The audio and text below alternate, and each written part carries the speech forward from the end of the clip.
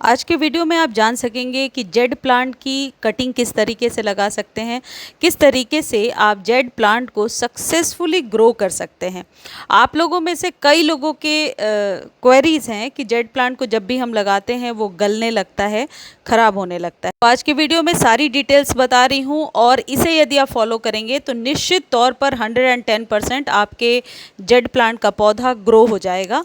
और ये मैं अपने एक्सपीरियंस से आपको बता रही हूँ। तो सबसे पहली चीज़ आपको ध्यान देनी है कि जेड एक सकुलेंट की वैरायटी है। तो सकुलेंट वो पौधे होते हैं जिनके पत्तियों के अंदर पानी होता है।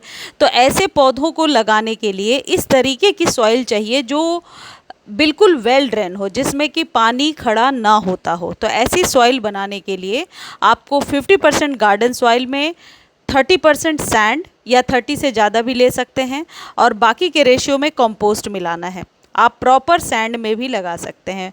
सेकेंड इम्पॉर्टेंट थिंग ये है कि आपके पास जो जेड प्लांट का पौधा है या कहीं से भी आप कटिंग लेकर आ रहे हैं तो बहुत मोटी या बहुत पतली कटिंग कभी नहीं लगेगी। 6 महीने पुरानी कटिंग ज़रूर होनी चाहिए उस पौधे में, मतलब वो कटिंग 6 महीने पहले से उस स्टेम उस पौधे में हो जिसे आपको कट करना है। जैसे मैं आपको दिखा रही हूँ, ये पेंसिल की साइज़ की यदि कटिंग आप लेंगे तो इसे उगाना बहुत ही आसान रहेगा। अब तीसरी सबसे इम्पॉर्टेंट चीज़ है कि कभी भी पौधे को बहुत बड़े कंटेनर में नहीं लगाना है। 3 से लेकर के 6 इंच के बीच के कंटेनर में यदि आप लगाएंगे तो ये पौधा बहुत अच्छे से ग्रो होगा। छोटे कंटेनर में जेड का पौधा बहुत ही अच्छा परफॉर्म करता है। तो सबसे पहले आप अपने पौधे से कटिंग ले लीजिए। कटिंग लेने के बाद आपको इसमें रूटिंग हार्मोन लगाना है। हालांकि नहीं भी लगाएंगे तो पौधा ग्रो हो जाएगा, लेकिन इसको लगाने से ये एक चांसेस नहीं होती कि पौधा गलेगा या किसी भी प्रकार के आप कह सकते हैं फंगस का अटैक होगा। आपको करना क्या है, या तो दालचीनी का पाउडर बना के उसमें जड़ों में लगा दीजिए या एलोवेरा लगा दीजिए और फिर इसे आप वेल ड्रेन सॉइल में दबा दीजिए। सॉइल आपको बता दिया किस तरीके से लेना है। यदि मान लीजिए इतना छोटा कंटेनर है, 5 या 6 इंच का कंटेनर है, तो 3 इंच तक ही आप नीचे दबाएंगे और 3 इंच तक नीचे सॉइल होगा। बहुत नीचे या बहुत ऊपर कभी भी कटिंग नहीं लगाई जाती। यदि बहुत ऊपर आप कटिंग लगा देंगे तो जितनी बार आप पानी देंगे या हवा चलने से वो कटिंग हिलेगी तो कभी भी ग्रो नहीं होगी। जब कभी आप कटिंग लगा रहे हैं आसपास बहुत अच्छे से टाइट हाथों से दबाइए ताकि एयर बबल ना हो। एयर बबल यदि आपके पौधे में रहेगा, देखिए मैंने इतनी सारी कटिंग्स लगाई हैं, सारी ग्रो हो रही हैं। यदि आपके पौधे में एयर बबल जाता है, रूट्स तक हवा जाती है, तो उस कटिंग को कभी भी ग्रो नहीं किया जा सकता है।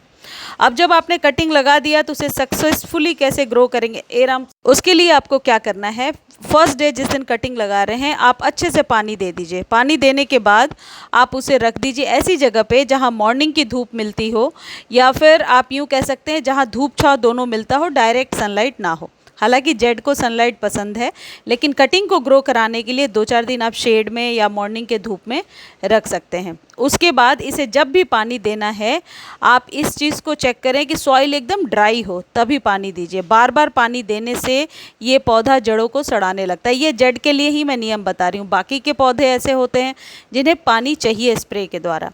इस दौरान ये भी ध्यान रखिए कि कटिंग लगाने के दौरान इस पर किसी मिलीबग्स वगैरह का अटैक ना हो। आपको ध्यान से देखना होगा। यदि मिलीबग्स या स्लग्स या किसी भी प्रकार के कीड़े लग जाते हैं तो कटिंग ग्रो नहीं होती है। ज़्यादातर जेड की कटिंग ज़्यादा पानी की वजह से ही ख़राब होता है। अब जब कटिंग लगाए हुए आपको 3 से 4 दिन हो चुके हैं तो 1 चम्मच आप एप्सम सॉल्ट लेकर के उसे पानी में भिगोइए, यानी 1 लीटर पानी में डालिए और फिर स्प्रे कर दीजिए। 3 दिनों बाद फिर इसी स्प्रे को यूज़ कीजिए। एप्सम सॉल्ट लेने का लिंक मैं डिस्क्रिप्शन में दे देती हूँ।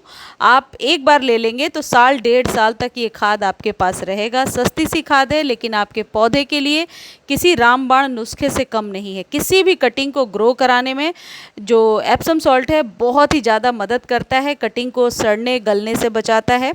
आप अपने सभी पौधों को दे सकते हैं। स्लग्स और चींटियों को आने से भी रोकता है। जब आपकी कटिंग ग्रो होने लगेगी तो इस पर न्यू लीफ आने लगेगी। इसे रिपोर्ट करने की ज़रूरत नहीं है। आपके कटिंग को 3 से 6 इंच के कंटेनर में आपने लगाया है तो साल 1.5 साल तक ये इसमें बहुत आराम से ग्रो होता रहेगा। इस तरीके से आप जेड की कटिंग लगा सकते हैं। जब ये कटिंग अच्छे से ग्रो होगी और लीफ निकलने लगेगी तो इसे मेच्योर प्लांट की तरह आप ट्रीट कीजिए। पानी तब दीजिए जब ऊपरी सॉइल सूखी हुई हो। अब एक चीज़ ध्यान रखिए, पानी कम से कम देंगे तो पौधा बिल्कुल सूख जाएगा और ज़्यादा देंगे तो इसकी पत्तियां पीली होकर के गिरने लगेंगी। तो पानी का विशेष ध्यान रखना है। अब आई खाद देने की बारी। 2 चम्मच वर्मी कंपोस्ट और कोई भी कैल्शियम युक्त खाद जो एवरग्रीन वाले चैनल पर मैं हमेशा बताती रहती हूँ उसे आप इसमें डालिए। लिंक डिस्क्रिप्शन में दे दूँगी जेड प्लांट की पूरी प्लेलिस्ट की, आप देख सकते हैं। मैंने घरेलू खाद भी बताए हैं और मार्केट से लेकर के भी दे सकते हैं। फिर ये जेड का पौधा सालों साल आपके यहाँ बढ़ता रहेगा। इसी की कटिंग को लगा करके बहुत सारे सैकड़ों प्लांट आप तैयार कर सकते हैं। जेड की कटिंग अभी बरसातों में और फैब में बहुत आसानी से लग जाती है। इसके डोरमेंसी का टाइम दिसंबर जनवरी होता है, उस समय इसका ध्यान रखना होता है। धन्यवाद।